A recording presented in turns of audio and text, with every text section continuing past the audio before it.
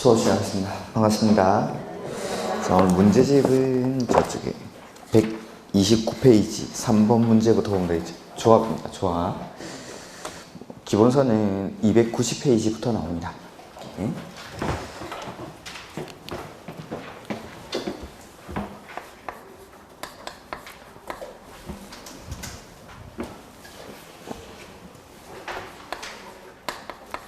도시개발법. 자, 도시개발사업을 시행하기 위한 법이 이 도시개발법. 그래서 도시개발사업 역시 도시군 계획사업이니까 항상 맨 처음에 계획 만들고 하죠. 그래서 계획 만드는 게 첫 번째가 개발계획. 그 다음에 구역을 지정합니다. 구역이 지정되고 나면 사업을 누가 할지 시행자를 정하죠. 그 다음에 시행자를 지정하고 나서 이 시행자가 실시계획을 작성을 하죠. 그 다음에 실시계획은 시행자가 만든 거니까 인가받고 고시하고 나서 인가받은 대로 사업을 실시를 합니다. 이 실시를 할 때 방식은 크게 두 가지. 하나는 수용 방식, 그 다음에 하나는 환지 방식. 그래서 공사가 완료가 되면은 마지막에 준공검사를 받죠. 그 다음에 준공검사 이후에 뭐 공사 완료 공고라는 절차가 물론 있습니다. 오늘 이제 조합부터 문제가 나오는데, 조합 한번 보면은 도시개발법이랑 정비법에서 일단 조합이 나오는데, 조합을 만드는 시기는 항상 여기 구역 지정하고 나서 조합을 만들죠. 구역 지정하고 나서. 그래서 도시개발구역이 지정되고 나면 그 안에 있는 토지 소유자 몇 명이 모이죠? 7명. 7인 이상의 토지 소유자가 모여서 뭘 합니까? 정관을 작성하죠. 이 정관을 작성하고 나서 이제 조합 설립 인가를 신청을 하는데, 이 인가를 신청하기 전에 정관에 대해서 뭐 받아야 됩니까? 동의. 그래서 동의 요건이 면적 3분의 1이랑 소유자 총수 2분의 1 이상의 동의를 받아서 조합 설립 인가를 신청하죠. 그 다음에 이때 동의자 수 선정하는 방법도 개발계획 수립할 때랑 똑같이 면적에서 국공유지는 포함하고 그 다음에 소유자를 선정할 때 공유일 때는 1명, 근데 구분 소유자는 각각. 그 다음에 공람 공고일 후에 소유자 수가 증가하면 사람 취급합니까 안 합니까? 안 하니까 공람 공고일 전의 소유자를 기준으로 산정을 하고, 동의했다가 처리하면은 동의자 수에서 제외. 그 다음에 갑이 동의했다가 자신의 토지를 을에게 양도를 합니다. 그러면 양수인 을은 동의한 걸로 봅니까? 반대한 걸로 봅니까? 동의한 걸로. 갑이 동의했으니까 양도인의 의사를 기준으로 해서 양수인도 동의한 것으로 봐죠. 다만 양수인은 이 조합 설립 인가 신청 전까지는 그 사람도 동의를 철회할 수가 있습니다. 그 다음에 동의를 받을 때는 전체 사유 토지한테 먼저 동의를 받고 그 다음에 국공유지관리청의 동의를 받죠. 이렇게. 그 다음에 조합 설립 인가를 신청하는데, 조합 설립 인가 이건 누가 해주죠? 지정권자. 지정권자로부터 조합 설립 인가를 받으면 그 다음에 뭐 합니까? 등기. 법인이니까 인가 받으면 성립하는 게 아니라 등기를 한 때 비로소 사람이 되죠. 이렇게. 자, 의사결정기구에는 총회라는 게 있죠. 총회의 구성원은 조합원들이 총회의 구성원이 되고, 개발법에서 조합원이 될 수 있는 사람은 토지 소유자. 그러면 조합 설립에 반대하는 사람은 조합원이 될 수 있습니까? 네. 그냥 토지 소유자라고 돼 있으니까 찬성하든 반대하든 관계없고, 성년이든 미성년이든 관계없고, 그냥 토지 소유자면 누구든지 조합원이 되죠. 그 다음에 모든 의사결정을 총회에서 할 수 없으니까 대의원회를 두는데, 이 대의원회는 조합원이 얼마 이상일 때? 50인 이상일 때 두어야 합니까? 둘 수 있습니까? 개발법에서는 둘 수 있다. 이렇게. 자, 이렇게 의사결정을 하고 나면 조합자, 이사, 감사 이런 사람들이 이제 실행에 옮기는 거죠. 이 사람들을 묶어서 뭐라 부르죠? 임원. 임원은 첫 번째 겸직금지 의무가 있죠. 겸직금지. 그래서 그 조합의 다른 직원이나 임원을 겸할 수가 없고, 같은 목적의 사업을 하는 다른 조합의 직원이나 임원을 겸할 수가 없다. 이런 것들. 두 번째는 결격사유. 라고 해서 항상 나오는 네 가지가 있죠. 미성년자, 피성년 후견인, 피한정 후견인, 파산 선고를 받고 복권되지 아니한 자, 그 다음에 금고 이상의 형을 선고받고 형의 집행이 종료되거나 면제받기로 한 날로부터 2년이 지나지 아니한 자, 그 다음에 그 형의 집행유예 기간 중에 있는 자. 그래서 금고 이상의 형의 선고를 받은 날로부터 2년이 아니죠. 선고받고 2년이 아니라 선고받고 나서 형의 집행이 종료되거나 면제받기로 한 날로부터 2년이 지나지 아니한 자. 바깥공기 세고 2년이 지나야 임원이 될 수가 있죠. 이렇게. 그 다음에 원래 임원이었던 자가 이러한 결격사유에 해당하게 되면 언제 자격을 상실하죠? 다음. 보통은 언제 자격을 상실했었죠? 보통은 당연퇴임을 하는데 요 개발법에서만 다음. 이거 특이하니까 시험에 많이 출제가 되죠. 그 다음에 대의원회는 총회의 의사결정을 대신하는데 총회에서만 반드시 결정해야 되는 총회의 정권사항이라는 게 있었어요. 그렇죠. 정관화 게임에 정이 뭐죠? 정관. 그 다음에 환은 환지계획. 그 다음에 개가 개발계획. 그 다음에 네 번째 임원의 선임. 그 다음에 다섯 번째가 조합의 합병 내지는 해산. 이렇게 해서 이걸 정환, 아는 두 문제가 아닙니다. 정환, 계, 임, 해 이렇게. 그 다음에 뭐 환지계획이나 개발계획에서 경미한 사항을 변경하는 것, 이러한 것들은 대의원회가 대신할 수 있고, 이 해산에서 청산 절차가 완료된 이후에 해산을 하는 경우도 여기서 제외됩니다. 이렇게 청산 절차가 다 끝나고 나서 해산하는 거는 사업이 완료되고 해산하는 거니까, 이런 것들. 요게 뭐 개발법에서의 조합이죠. 그 다음에 조합원들은 보유 토지 면적에 비례해서 의결권을 가집니까? 평등한 의결권을 가집니까? 평등한 의결권. 그런 것들 뭐 가지고 문제 풀어보죠. 자, 129페이지 3번 문제.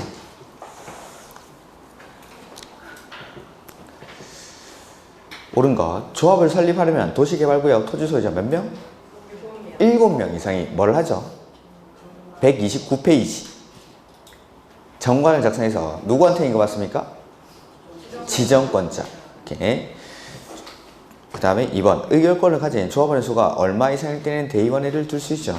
50인 이상. 그래서 50인 이상일 때 둘 수 있다. 이렇게. 그 다음에 조합은 조합 설립 인가를 받음으로써 성립한다?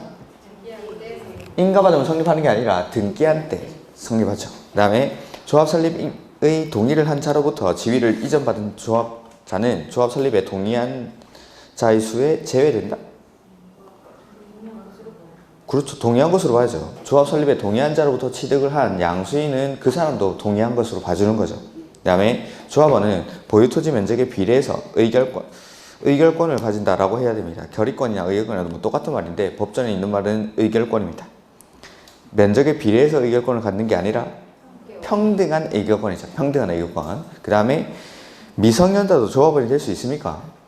네. 성년이든 미성년이든 관계없고 찬성하든 반대하든 관계없고. 이렇게 4번. 옳은 것.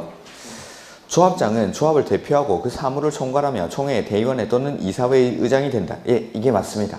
이렇게. 그 다음에 조합 설립 인가를 신청하려면 해당 도시개발구역 토지 면적의 얼마?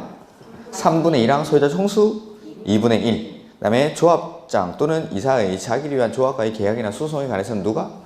감사가 조합을 대표하죠. 감사가. 그 다음에 의결권을 가진 조합원의 수가 100인 이상인 조합은 대의원회를 두어야 한다. 이건 정비법이죠. 개발법에서는 50인 이상일 때 둘 수 있다. 정비법은 100인 이상일 때 두어야 한다. 이렇게.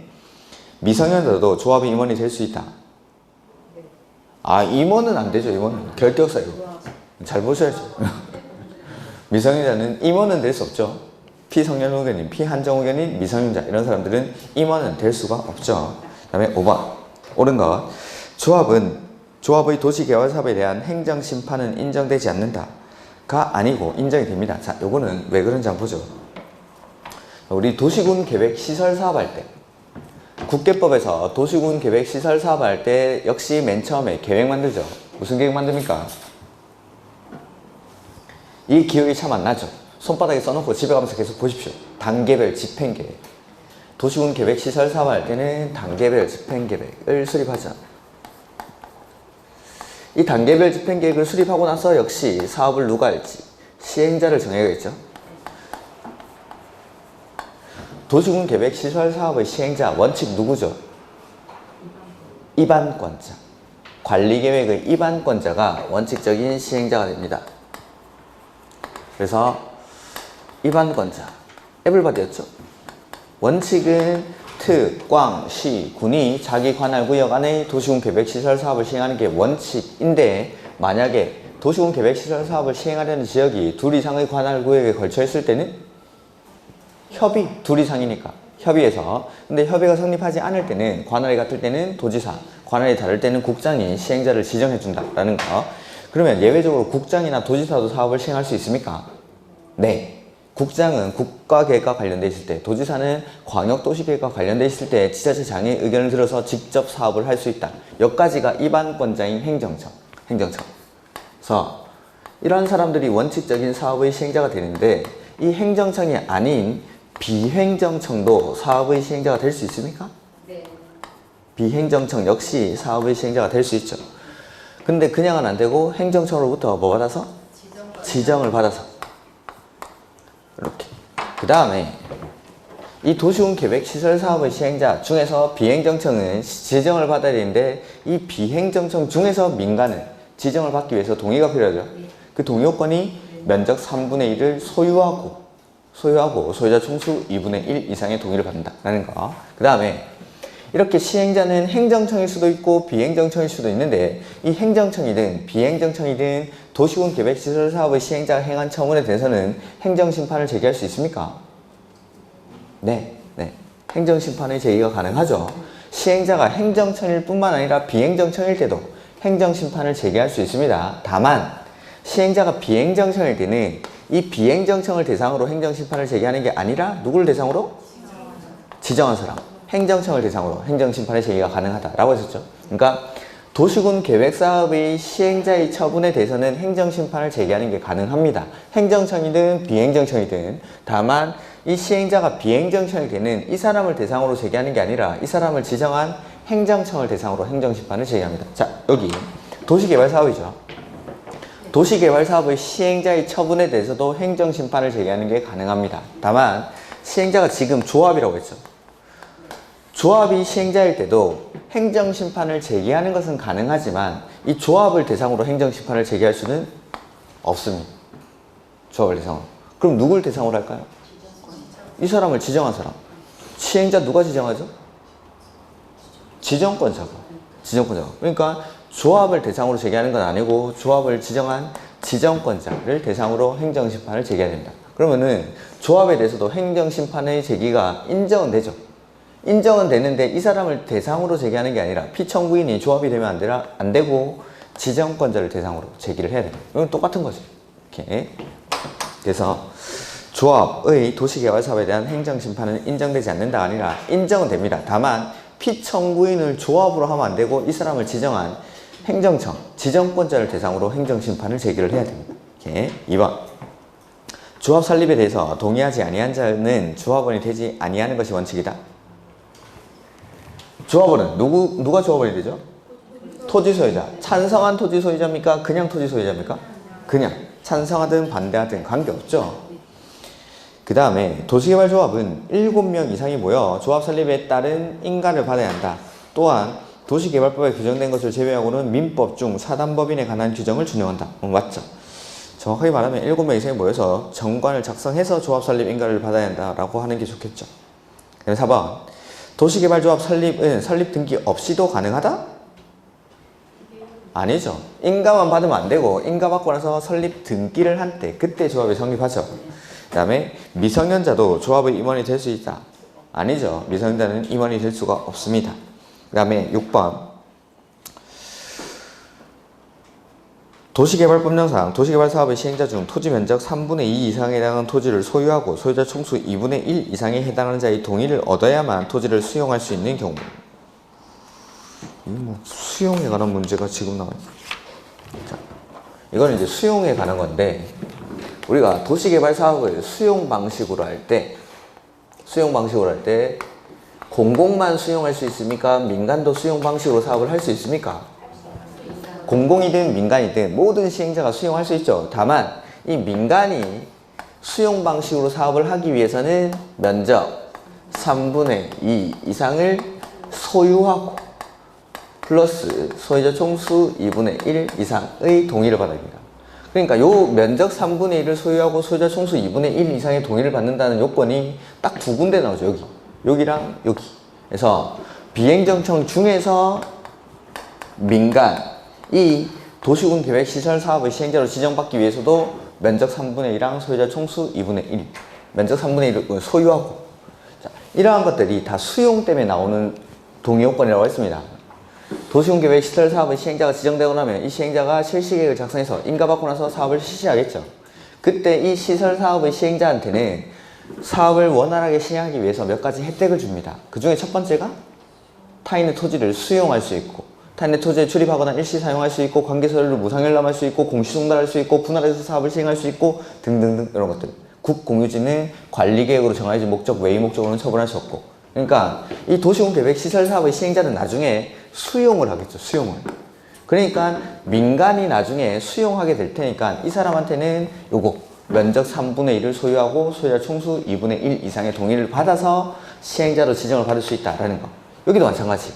수용 방식으로 민간이 도시개발 사업을 하기 위해서는 면적 3분의 1을 소유하고 그 다음에 소유자 총수 2분의 1 이상의 동의를 받아야 한다. 딱 두 번 나옵니다. 면적 3분의 2랑 소유자 총수 2분의 1이 아니라 면적 3분의 1을 소유하고, 이 소유라는 글자가 들어가는 동의 요건은 딱 두 번만. 도시군 계획 시설 사업의 시행자에서 민간이 시행자로 지정받기 위한 동의 요건. 그 다음에 수용 방식으로 할 때 민간이 도시개발 사업을 수용 방식으로 하기 위한 동의 요건. 이때 딱 두 번. 이렇게 면적 3분의 1을 소유한다라는 동의 요건은 딱 두 번만. 이거랑 개발계획 수립할 때 동의 요건은 다르죠. 개발계획 수립할 때, 도시개발 조합 설립할 때는 그냥 면적 3분의 2에 해당하는 토지 소유자 및 소유자 총수 2분의 1. 제가 이 차이점 말씀드렸죠. 자, 여기 도시개발구역입니다. 민간이 도시개발 사업을 시행하려면은 이 시행자인 민간이 일단 이 도시개발구역 면적 중에 얼마를 소유를 해야 됩니까? 3분의 2 이상을 이 시행자가 소유를 해야 된다라는 거예요. 소유를. 그리고 나머지 소유자 총수 2분의 1 이상의 동의를 받으라는 거죠. 이렇게. 그래서 일단은 시행자가 면적 3분의 1을 소유하고 와야 됩니다. 그러면은 이 도시개발 사업이라는 건 사익적인 측면만 있는 게 아니라 공익적인 측면도 있는 거니까 나머지 3분의 1에 대해서 수용할 수 있는 권한을 주겠다라는 의미죠. 그래서 요거 면적 3분의 1을 소유하고 소유자 총수 2분의 1은 민간인 시행자가 일단 면적의 3분의 2 이상을 소유를 하는 겁니다. 요것도 마찬가지. 민자유치 도로를 만드는 거죠. 민자유치 도로를 만들면 이 사람들 톨게이트 설치해가지고 돈 벌겠죠. 돈 버는데 이 사람들한테 모든 토지를 수용하게 할 수는 없으니까 면적 3분의 2 이상을 소유를 하고 오라는 겁니다. 그러면은 나머지 3분의 1에 대해서만큼은 도로 만들면은 공익적인 측면이 있으니까 사업을 원활하게 시행하기 위해서 3분의 1에 대해서 수용할 수 있는 권한을 주겠다라는 거. 요게 면적 3분의 1을 소유하고 소유자 총수 2분의 1. 근데 도시개발조합 설립할 때 정확하게 말하면 면적 3분의 2 이상에 해당하는 토지 소유자 및 소유자 총수 2분의 1 이상의 동의를 받죠. 여기는 소유란 말이 없죠. 자, 도시개발구역이 여기 있는데 면적 3분의 1을 딱 한 명이 다 소유하고 있습니다. 나머지는 99명이 나눠 갖고 있는 거죠. 3분의 1을. 그럴 때 일단 면적 3분의 2 이상에 해당하는 토지 소유자에 대한 동의를 받으려면은 극단적으로 말하면 이 사람한테만 동의를 받아야 됩니다. 이 사람한테만. 면적 3분의 2에 해당하는 토지 소유자. 그러니까 면적의 3분의 2를 가지고 있는 사람들한테 동의를 받고 그 다음에 숫자의 2분의 1에 대해서도 동의를 받으라는 거죠. 그래서 자, 전체 소유자가 100명이니까 일단 면적의 요건만 충족하려면은 이 사람한테만 동의받으면 됩니다. 이 사람한테만. 그게 면적 3분의 2에 해당하는 토지 소유자의 동의를 받고 그 다음에 소유자 총수 2분의 1이니까 100명 중에 50명 이상, 여기는 이제 나머지 49명한테 동의를 받으면 되겠죠. 이렇게. 요게 면적 3분의 1을 랑 소유자 총수 2분의 1이라는 동의 요건이고, 요거 면적 3분의 1을 소유하고, 이거는 시행자가 3분의 1을 소유를 하고 와야 돼요. 소유를. 그리고 소유자 총수 2분의 1 이상의 동의를 받는다. 요거 전에도 한번 말씀을 드렸었죠.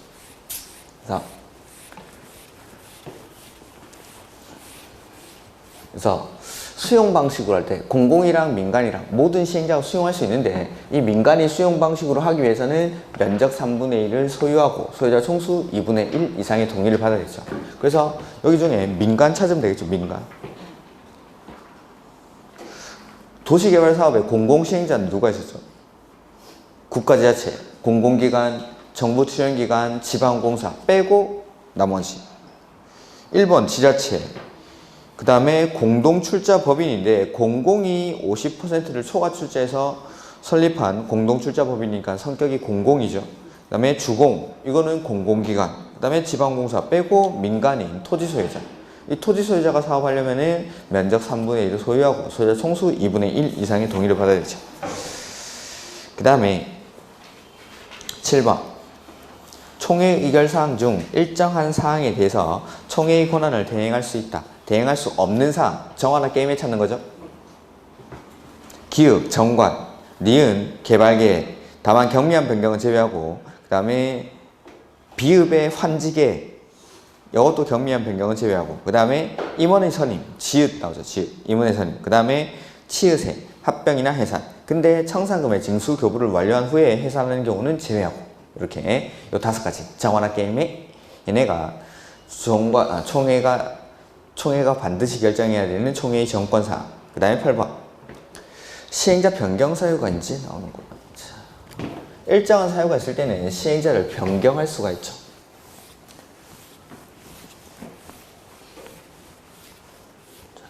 그거 전에 기억이 안 나시면 어디를 보면 되냐면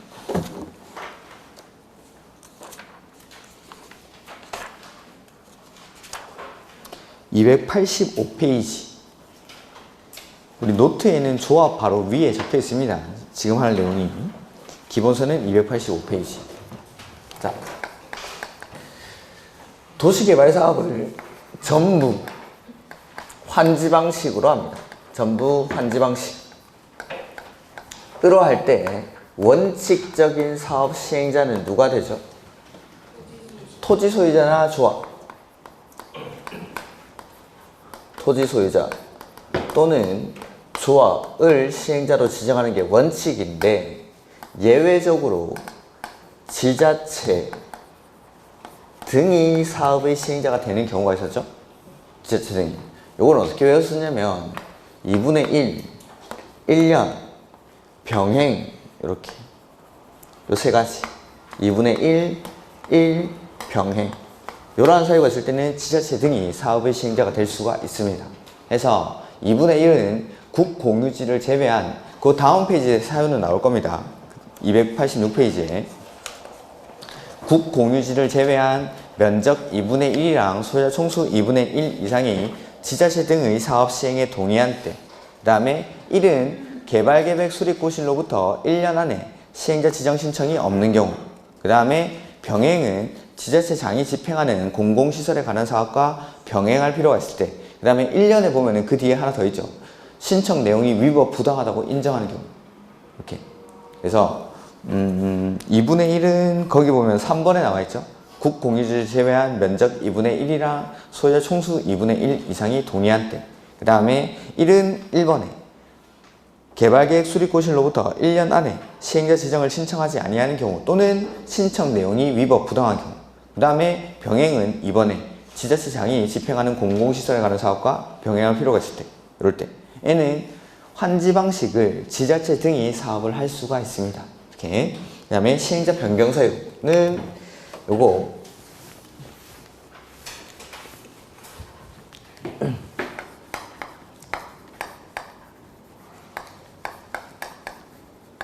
저 중간에 뭐 기준점을 잡은 게 하나 있었는데, 실시계획 인가. 실시계획 인가.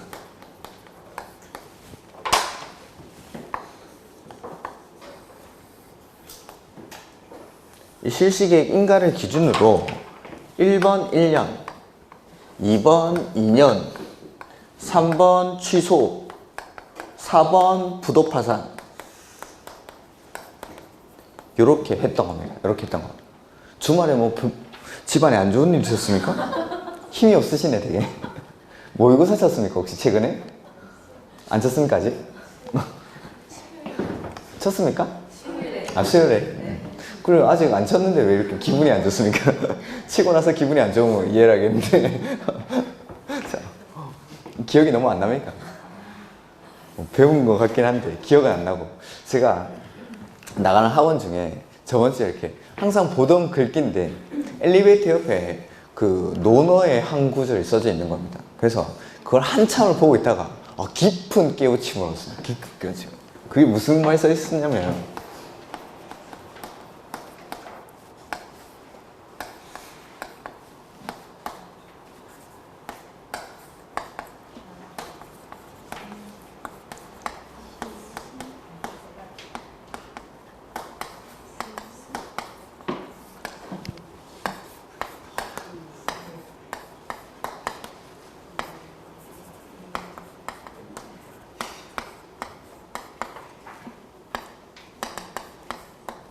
이거 뭐죠? 학이 시습지 불력 열호 배우고 때때로 익히며 이 또한 즐겁지 아니한가. 배우고 때때로 익히며 이 또한 즐겁지 아니한가. 이런 거 좋은 말이죠.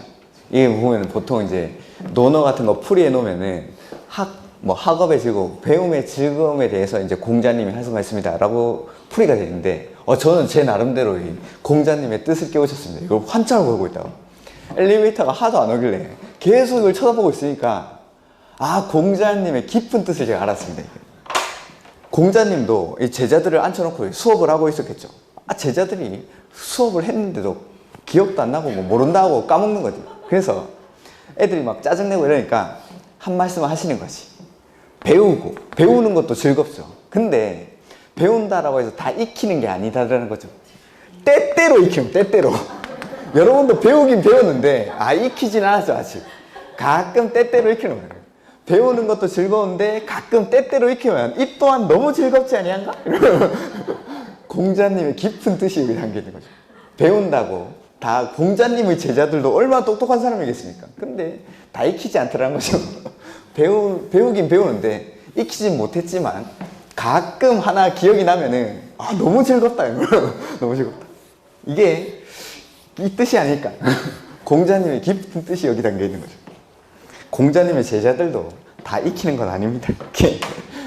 이런 것들은 뭐 단순 암기사항이기 때문에 계속 반복하면서 문제 풀면서 뭐 틀리면 보고 틀리면 확인하고 이런 식으로 해가지고 계속 반복하면서 외우는 수밖에 없습니다. 이런 것들.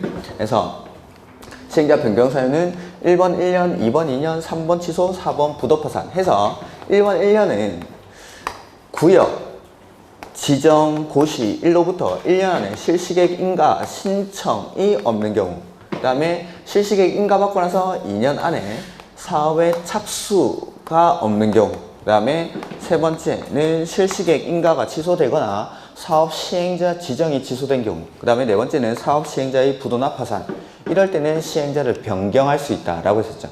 그래서 요거는 환지 방식으로 할 때 예외적으로 지자체 등이 사업의 시행자가 될 수 있는 경우, 그 다음에 이거는 시행자를 변경하는 경우. 그래서 환지 방식에서 지자체 등이 시행자가 될 수 있는 경우는 2분의 1 병행, 그래서 국공유지를 제외한 면적 2분의 1이랑 소유자 2분의 1 이상이 지자체 등의 시행에 동의한 때, 그 다음에 여기는 개발계획 수립 고시일로부터 1년 안에 시행자 지정 신청이 없는 경우, 그 다음에 지자체장이 집행하는 공공시설에 관한 사업과 병행할 필요가 있을 때, 그 다음에 여기 시행자 변경 사유에서 1년은 구역 지정 고시일로부터, 여기는 개발계획 수립 고시일로부터 시행자 지정 신청이 없는 경우고, 구역 지정 고시일로부터 1년 안에 실시계획 인가, 여기는 신청이란 말이 꼭 들어가야 됩니다. 신청이 없는 경우, 그 다음에 실시계획 인가 받고 나서 사업에 착수는 2년 안에, 다음에 실시계획 인가가 취소되거나 시행자 지정이 취소됐을 때. 그 다음에 네 번째는 사업 시행자의 부도나 파산. 이러한 경우에는 시행자를 변경할 수 있다라고 했었죠. 이렇게. 그래서 문제를 보면 지금 문제에는 시행자 변경 사유가 나와 있죠. 그러니까 1번 1년, 2번 2년, 3번 취소, 4번 부도 파산. 요거. 그래서 실시계획 인가 받고 나서 사업의 착수는 2년. 그다음에 천재지변 이런 사유는 없습니다. 정비법에 가면 여기 비슷한 게 하나 있는데 그때는 거기 천재지변이라는 게 들어가 있습니다. 제가 뭐 천병순 뭐 이렇게 했던 거 그겁니다. 그거. 거기 정비법에는 기억은 나죠. 기억만 나면 됩니다. 이렇게. 그 다음에 3번 행정처분으로 시행자 지정이나 실시계획 인가가 취소된 경우 여기 3번 취소. 그 다음에 시행자의 부도나 파산 여기 4번 부도 파산. 그 다음에 5번 정부 환지 방식으로 시행하는 경우 토지 소유자나 조합을 시행자로 지정한 경우 지정된 자가 1년 안에 실시계획 인가 신청을 하지 않은 이거는 시행자로 지정한 경우가 아니라 구역 지정되고 나서입니다. 이게 보면은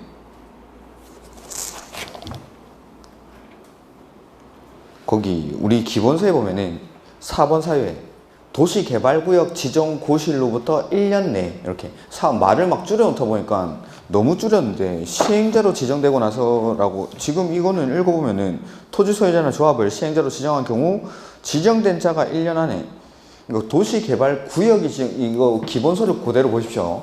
이거는 좀 잘못되어 있는데 시행자 그 286페이지 4번에 박스 안에 4번 도시개발구역 전부를 환지 방식으로 시행하는 경우 시행자로 지정된 토지 소유자 또는 조합이 도시개발구역 지정고시일로부터 1년 안에 실시계획 인가 신청을 하지 않을 때. 그래서 구역 지정고시로부터 그러니까 토지 소유자나 조합이 시행자로 지정되고 나서 그 다음에 구역 지정고시로부터 1년 안에 실시계획 인가 신청이 없는 경우 이렇게 정확하게 써줘야 되죠. 예. 그 다음에 9번 이거 문제를 너무 작게 내는데 이런 것들 요것도 시험에 꽤 출제가 됩니다. 전부 환지 방식으로 할 때 시행자 지금 우리는 요거밖에 문제가 없는데 요것도 기억을 하셔야 되고 그 다음에 이제 실시계획에 관한 내용들이 나와 있죠. 실시계획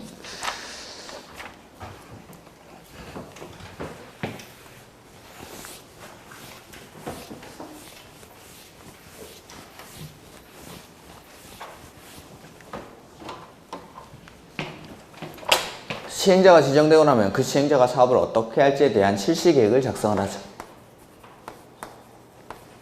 이렇게 실시계획을 작성하고 나서 인가받고 고시하고 나서 사업을 실시를 하게 되죠. 첫 번째, 실시계획에 반드시 포함되어야 되는 게 뭐죠?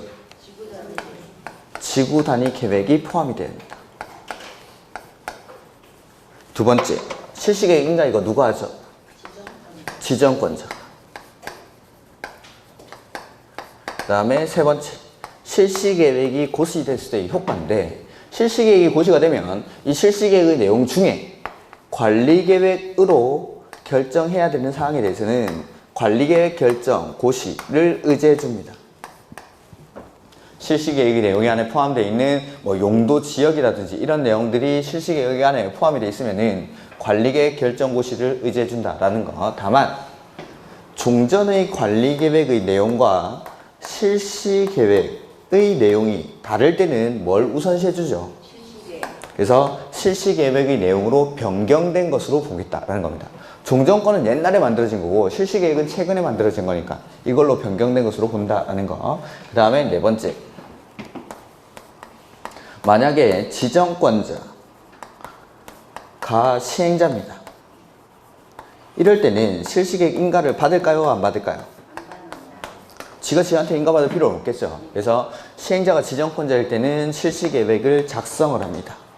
내지는 나머지 경우에는 실시계획 인가를 하겠죠. 이럴 때 지정권자가 실시계획을 작성하거나 인가할 때 만약에 지정권자가 국장인 경우에는 시, 도, 대도시 만약에 지정권자가 시, 도지사일 때는 시장, 군수, 구청장에 협의를 할까요? 의견 드릴까요? 밑에 사람한테는 의견 드려야겠죠. 이 정도가 실시계획의 내용들. 자, 문제 보죠. 133페이지. 실시계획은 누가 만들죠? 시행자가 정해지고 나면 그 시행자가 실시계획을 작성하죠. 그래서 실시계획을 작성하고 나면 지정권자에게 인가를 받죠. 1번 지정권자가 실시계획을 작성해야 한다. 틀렸죠. 그냥 시행자가 작성하는 겁니다. 시행자가. 그 다음에 2번 종전의 도시군 관리계획으로 결정된 사항 중 실시계획을 고시한 경우 그 고시된 내용에 저촉되는 사항은 고시된 내용으로 변경된 것으로 본다. 네, 실시계획의 내용을 우선시해 주니까. 그 다음에 실시계획을 고시한 경우 그 고시된 내용 중 국계법에 따른 도시군 관리계획으로 결정해야 될 사항은 관리계획 결정 고시가 의제가 되죠.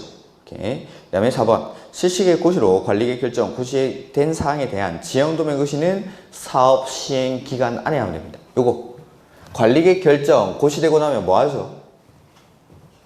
지형도면 작성해야죠. 관리계획으로 결정 고시되고 나면 관리계획으로 결정된 사항에 대해서는 지형도면을 작성하는데 그 지형도면 작성은 국계법 규정에도 불구하고 사업 시행 기간 안에. 이렇게. 그 다음에 5번 실시계획은 당연히 상위계획인 개발계획에 부합하게끔 작성을 해야 됩니다. 그 다음에 실시계획에 꼭 포함되어야 되는 게 지구단위계획. 이렇게. 그 다음에 10번 실시계획에 꼭 들어가야 되는 게 지구단위계획. 그 다음에 지정권자가 아닌 시행자는 실시계획에 관해서 도시개발구역 지정권자의 인가를 받아야 한다. 그렇죠? 지정권자가 아닌 시행자가 실시계획을 작성한 경우에는 실시계획 인가 누가 해주죠? 지정권자가. 그 다음에 실시계획은 광부 또는 공보에 고시해야 한다. 네? 인가하고 나면 고시를 한다 이 말이고 실시계획의 고시가 있으면 건축 허가를 받은 것으로 본다. 뭐 의제된다 이러면은 다 맞는 걸로 생각을 하십시오. 그 다음에 지정권자가 실시계획을 인가하는 경우 국장인 지정권자는 누구한테 의견 듣죠? 국장은 시도 대도시한테. 이렇게. 그래서 시도지사는 시장, 군수, 구청장, 국장은 시도 대도시의 의견을 듣죠. 이렇게. 그다음에 수용 방식이 나오는데. 그래서 실시계획 인가받고 나면 이제 사업을 실시를 하죠. 요때 첫 번째는 수용 방식, 그 다음에 환지 방식인데 먼저 수용 방식부터 보면은 도시개발 사업을 수용 방식으로 하는 경우 모든 시행자가 수용을 할 수 있죠. 공공이든 민간이든. 그래서 공공시행자도 수용할 수 있고 민간시행자도 수용할 수 있고 다만 이 민간이 도시개발 사업을 수용 방식으로 하기 위해서는 아까 적어놨듯이 동의를 받아야 되죠. 그 동의요건이 면적 3분의 2 이상을 소유하고 그 다음에 소유자 총수 2분의 1 이상의 동의를 받아야 민간이 수용 방식으로 도시개발 사업을 시행할 수 있다라는 거. 그 다음에 수용을 할 때는 원칙 무슨 법을 준용하죠? 공칙. 공익사업을 위한 토지 등의 취득 및 보상에 관한 법률을 준용하는 게 원칙인데 특례는 이 공칙법을 준용하지 않으니까 특례 해서 첫 번째는 사업 인정 고시의 특례죠. 사업 인정 고시의 특례는 개발법에서는 언제? 세부 목록을 고시한대. 그래서 다른 것들은 다 그냥 사업을 할 수 있을 때라고 하면 되는데 요거는 세부 목록을 고시한대. 요게 좀 특이하니까 이게 시험에 집중적으로 출제가 되는 겁니다. 다른 것들은 뭐 시설 사업할 때는 실시계획 고시가 있는 때, 정비법에서는 사업 시행계획 인가 고시가 있는 때, 주택법에서는 사업 계획 승인을 받았을 때, 이럴 때인데 요것만 좀 특이하게 세부 목록을 고시한대. 이렇게. 그다음 두 번째. 재결, 신청, 기간의 특례는 다 똑같죠? 사업, 시행, 기간 내에 법에 따라서 좀 표현만 다를 뿐이지 그냥 의미하는 바는 다 똑같습니다. 사업, 시행, 기간 안에. 그래서 수용할 때 항상 원칙은 공칙법 준용하는데 공칙법 준용 안 하는 특례. 제가 나눠드린 표 그거 달달 외워야 됩니다. 이거는 자료로 나눠드린 거. 그래서 사업 인정 고시가 있는 시점은 세부 목록을 고시한대. 그 다음에 재결 신청 기간은 사업 시행 기간 내, 뭐 사업 시행 기간 종료일까지 법에 따라서 표현만 다르지 의미하는 바는 저거랑 똑같습니다. 그 다음에 세 번째. 수용을 했을 때는 수용 보상금은 사전에 현금으로 보상하는 게 원칙인데 이 사전 현금 보상의 예외로 나오는 게 개발법에서는 토지 상환 채권이죠. 토지 상환 채권. 그래서 토지 상환 채권을 먼저 한번 보면 토지 상환 채권은 공공 시행자만 발행합니까? 민간 시행자도 발행합니까? 모든 시행자가 발행합니다. 모든 시행자가 갑의 토지를 수용할 때 그때 토지 상환 채권을 발행할 수가 있죠. 갑의 적부른 초원은 5억 원어치 수용을 했습니다. 그러면은 공치법상에서는 이 수용 보상금은 수용하기 전에, 즉 사전에 현금으로 보상하는 게 원칙인데 저 사전 현금 보상의 예외로 나오는 게 토지로 상환하는 채권 해서 이걸 토지 상환 채권이라고 부르죠. 그 다음에 공공이든 민간이든 채권을 발행할 때는 발행 계획을 작성해서 누구한테 승인받죠? 지정권자. 개발법이니까. 그래서 지정권자인 시행자를 제외하고 나머지 모든 시행자는 지정권자의 승인을 받아야 됩니다. 그 다음에 민간이 채권 발행할 때는 뭐 받죠? 지급 보증을 받은 경우에만 채권을 발행할 수가 있다라는 거. 그 다음에 이 토지 상환 채권은 수용 보상금 전부에 대해서 발행합니까? 일부에 대해서 발행합니까?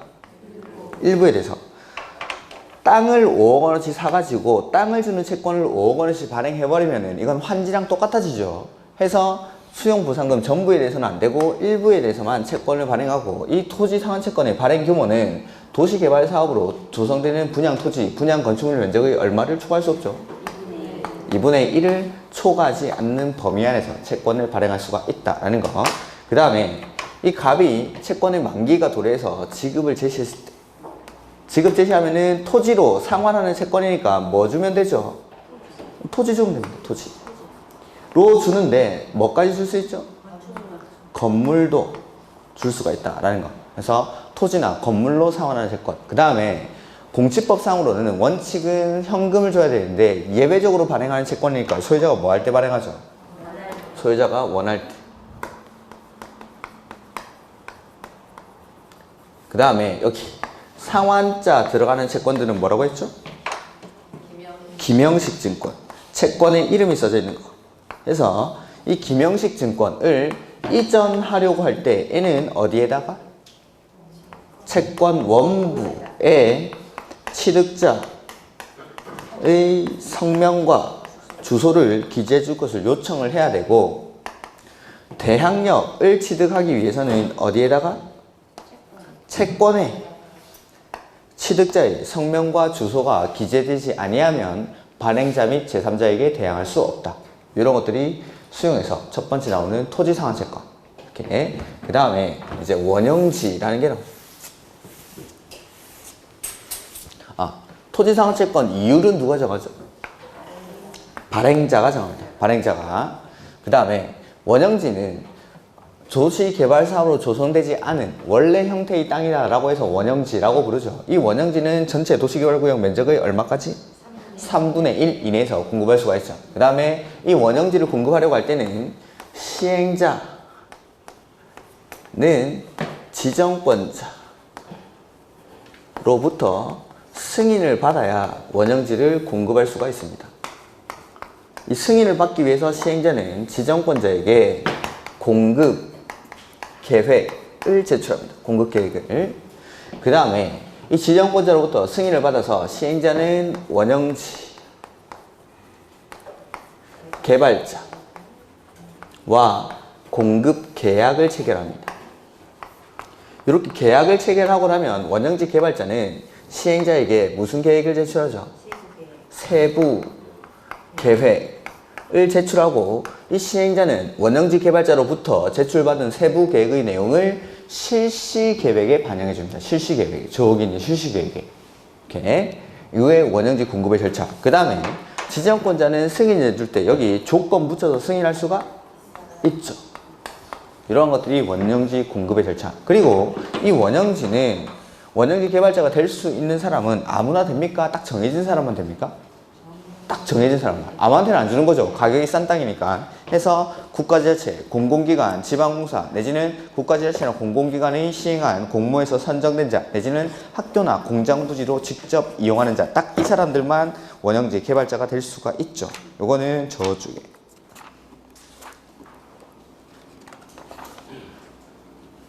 309페이지에 나오죠.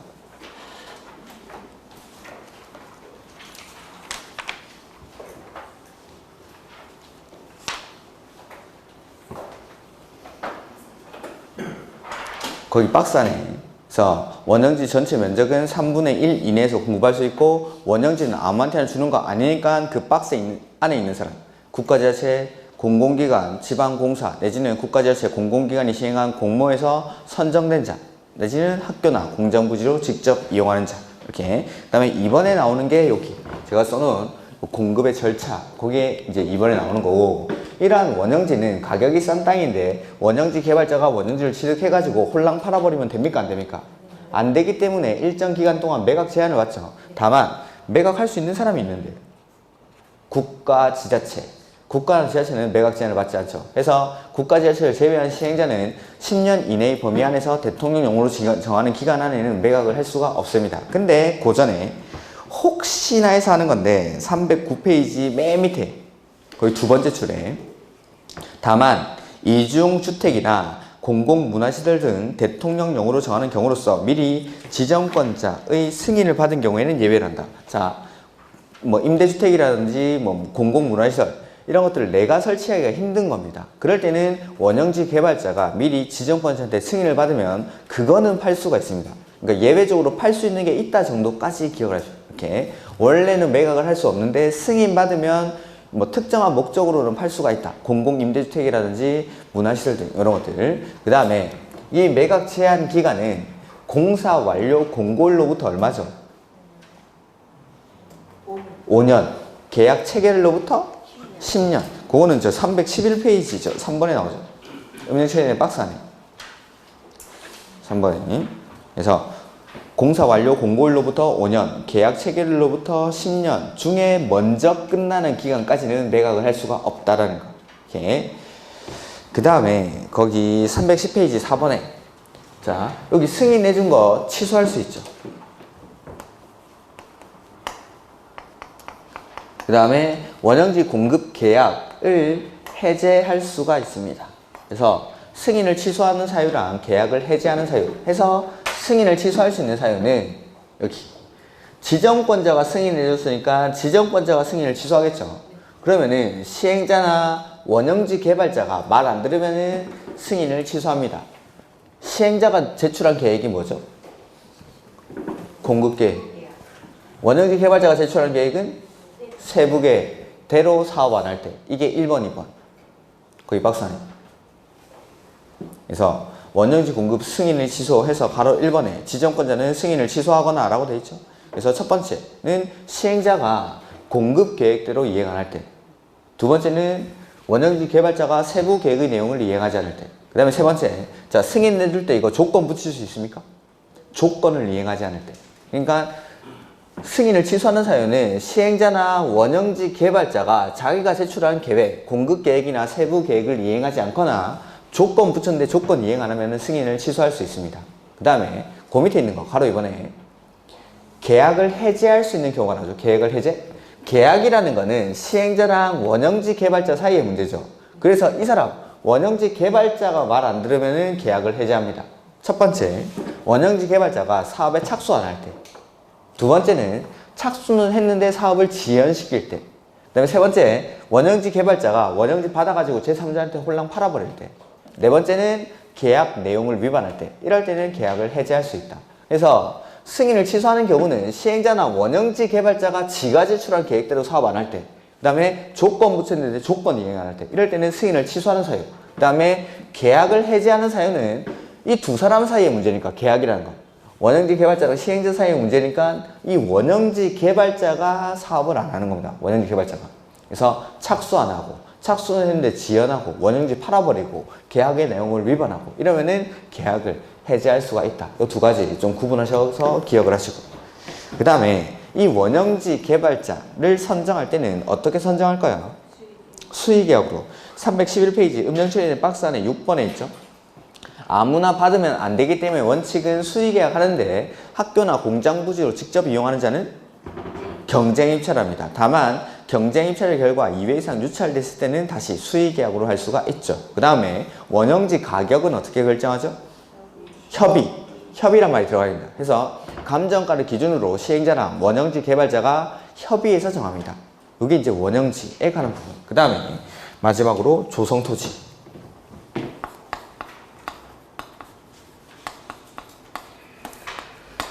조성토지는 공급 방법이 원칙은 경쟁입찰. 제일 비싸게 사겠다는 사람한테 파는 게 원칙이죠. 경쟁입찰하는 게 원칙인데 예외적으로 추첨하는 경우가 있고 수의계약 하는 경우가 있죠. 우리가 외운 게 하나 있는데 추첨. 우리는 추첨하는 거밖에 공부 안 했습니다. 추첨하는 거. 그래서 첫 번째 국민주택 규모 이하의 주택건설 용지. 두 번째는 공공택지. 그 다음에 3번 330제곱미터 이하의 단독주택 용지. 네 번째는 공장용지. 요거는 추첨합니다. 요것만 기억하시고. 그래서 다음 중 수의계약으로 공급할 수 있는 경우는 나오면은 그냥 이거 추첨 나오는 거 4가지 있을 겁니다. 나머지는. 요거 빼고 하나 고르면 됩니다. 다음 중 추첨의 방법으로 공급할 수 있는 경우는 우리는 추첨하는 것밖에 안 배웠으니까 요거 찾으면 됩니다. 국민주택 규모 이하의 주택건설용지, 공공택지, 330제곱미터 이하의 단독주택용지, 그 다음에 공장용지. 요거. 이렇게. 그 다음에 조성토지 가격은 어떻게 하죠? 감정가를 기준으로 하는데 공적인 것들은 감정가 이하로 공급을 할 수가 있다고 했습니다. 뭐 학교, 폐기물 처리시설, 뭐 사회복지시설, 뭐 이런 것들. 그 다음에 저 수의계약에서 제가 따로 말씀드리는 게 한 2가지 정도 있는데 그게 토지 상환채권. 토지 상환채권은 나중에 토지로 상환하겠다라고 약속을 했으니까 반드시 토지를 줘야 됩니다. 토지 상환채권. 그 다음에 경쟁입찰이나 추첨의 결과 2회 이상 유찰됐을 때 이럴 때도 수의계약으로 합니다. 나머지는 공적 목적인 것들이라고 생각하시면 됩니다. 이렇게. 자, 문제 한번 보죠. 135페이지.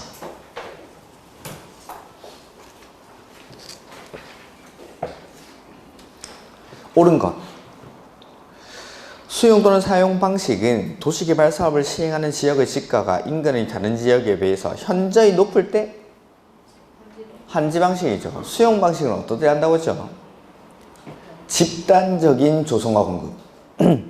수용 방식은 집단적인 조성화 공급. 그 다음에 2번 행정청이 시행자를 제외한 도시개발 사업의 시행자는 수용으로 인해서 생활의 근거를 상실하게 된 자에게 관해서 이주대책을 수립 시행해야 한다.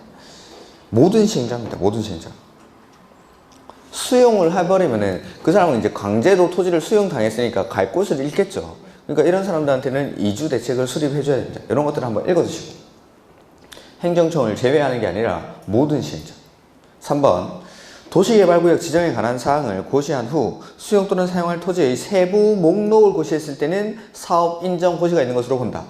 그건 맞는데 앞에 국계법에 따른 사업인정고시가 있는 게 아니라 공치법에 따른 사업인정고시가 있는 걸로 봐야 됩니다. 공치법을 원래 준용하니까. 그 다음에 4번 시행자가 발행하는 토지 상환 채권은 사업 시행으로 조성된 토지로 상환할 수 있는 채권이며 건축물로 상환할 수 없다? 있죠. 토지나 건물로 상환하는 채권. 그 다음에 조성 토지를 공급할 경우 330제곱미터 이하의 단독주택 용지와 85제곱미터 이하의 주택건설 용지는 추천 방법으로 분양할 수 있다. 규가 이게 85제곱미터 이하죠. 국민주택 규모. 이것도 85제곱미터라고 하면 정확하게 말하면 틀린 거죠. 도시지역을 제외한, 수도권을 제외한 도시지역이 아닌 읍면지역에서는 국민주택 규모가 100제곱미터 이하니까 이런 것들은 별로 녹화하고 있구나. 좋은 문제죠. 자, 그래서 330제곱미터 이하의 단독주택 용지랑 국민주택 규모 이하의 주택건설 용지 이런 것들은 추첨할 수 있죠. 자, 2번 틀린 거. 토지 소유자가 수용 또는 사용 방식으로 사업을 시행하고자 하는 경우 N은 사업 대상 토지 면적 3분의 2 이상에 해당하는 토지를 소유하고 소유자 총수 2분의 1 이상에 해당하는 자의 동의를 얻어야 한다. 자, 수용 방식으로 할 때 동의받는 사람은 민간. 그럼 맨 앞에 사업 시행자가 지금 누구라고 되어 있죠? 토지 소유자. 토지 소유자는 공공입니까? 민간입니까? 민간이니까 동의를 받아야 되죠. 맞고. 2번. 실시계획 인가 고시된 때에는 공치법에 따른 사업인정고시가 있는 것으로 본다? 사업인정고시는 언제? 세부 목록을 고시할 때. 세부 목록을 고시할 때. 그 다음에 3번. 재결 신청은 언제까지? 사업 시행 기간 안에. 사업 시행 기간 종료일까지. 맞죠? 그 다음에 4번. 토지 등의 수용 또는 사용에 관해서 도시개발법에 규정한 것 외에는 무슨 법을 준용하죠? 공치법. 그 다음에 민간이 채권 발행할 때는 뭐 받아야 됩니까? 보증. 그래서 지금 시행자가 누구죠? 토지 소유자. 민간이니까 지급, 보증을 받은 경우에만 채권을 발행할 수 있다라는 거. 그 다음에 3번 틀린 거. 시행자는 이주대책을 수립해야 한다. 네, 모든 시행자가 이주대책을 수립합니다. 그 다음에 2번 조성토지 등의 가격 평가는 어떻게 하죠? 감정가를 기준으로. 조성토지의 가격은 감정가를 기준으로. 근데 공적인 것들은 감정가 이하로 공급할 수가 있습니다. 3번 시행자는 학교 폐기물 처리시설. 냄새가 납니다. 냄새가. 공적인 냄새가 나죠? 이런 것들은 감정가 이하로. 조성원가 이하가 아니라 감정가 이하로. 이렇게. 그 다음에 4번 시행자는 지정권자의 승인을 받아 도시개발 사업으로 조성된 토지 등을 공급받는 자로 하여금 선수금을 받을 수 있다. 선수금은 원형지나 조성토지를 공급받는 자로부터 미리 대금을 지급받는 거죠. 그 선수금을 받기 위해서는 일단 공공이든 민간이든 지정권자의 승인을 받아야 됩니다. 선수금은 우리 책에는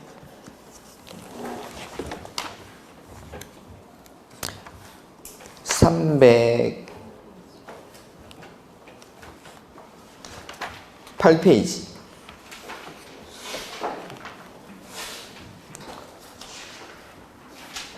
거기 2번에 보시면은 지정권자의 승인이라고 나오죠. 지정권자의 승인.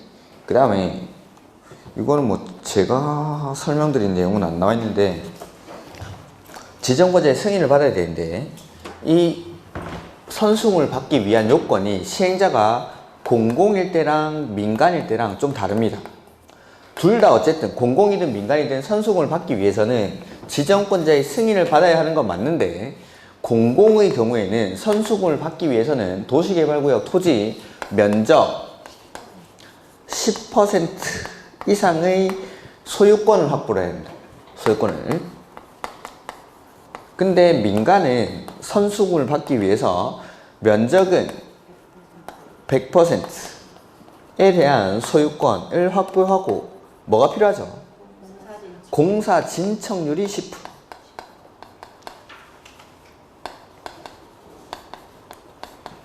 필요합니다. 이게 선수금을 받기 위한 요건. 다만 공공이든 민간이든 선수금을 받기 위해서는 지정권자의 승인을 받아야 되는 건 똑같습니다. 이렇게. 그 다음에 5번 지문. 시행자는 조성토지 등을 공급하고자 하는 때에는 조성토지 등의 공급계획을 작성해서 지정권자한테 제출한다. 맞는데 자 보면은 이건 중요한 게 뭐냐면 이거 원형지 공급절차로 제가 써놓은 거. 원형지를 공급하려고 할 때는 시행자는 공급계획을 작성해서 지정권자한테 뭐 받죠? 승인. 선수금 받을 때도 승인 받죠. 근데 조성토지는 시행자가 공급계획을 제출만 하면 되지 따로 승인은 받지 않습니다. 거기 승인 X라고 해두셔도 되고. 조성토지를 공급할 때는 공급계획을 제출만 합니다. 제출만. 따로 승인을 받는 건 없습니다.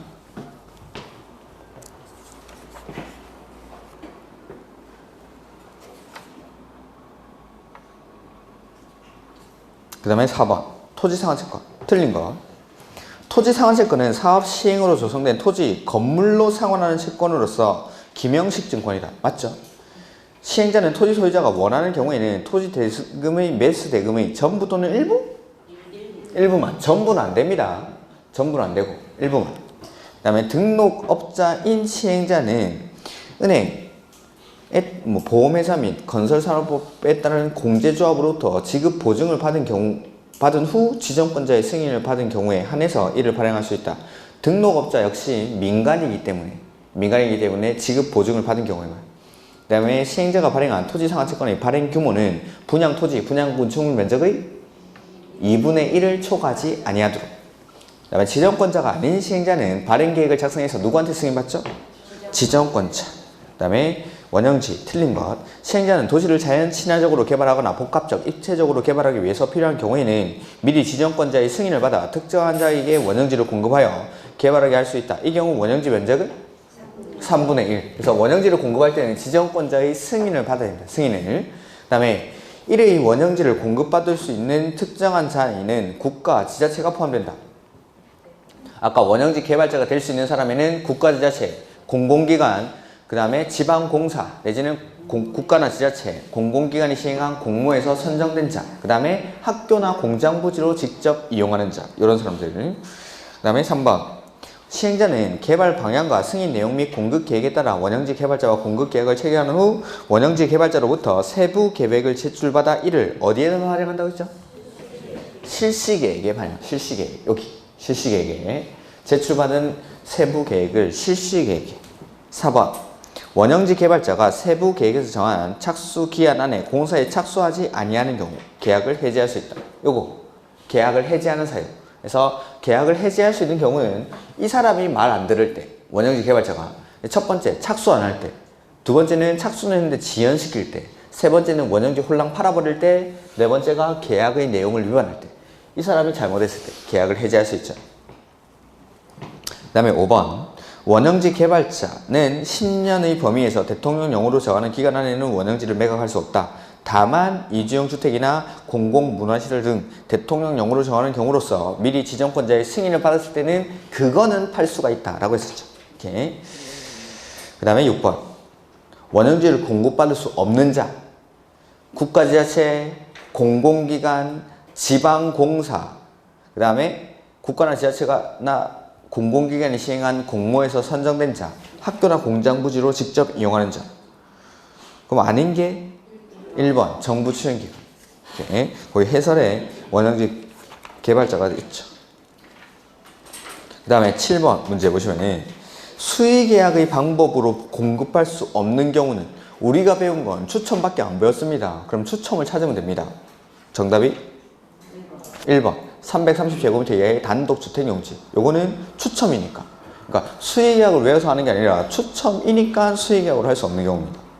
나머지는 공적 목적인 거랑 토지상환채권 이런 것들. 그 다음에 8번부터는 환지니까 조금 쉬었다가 보도록 하죠.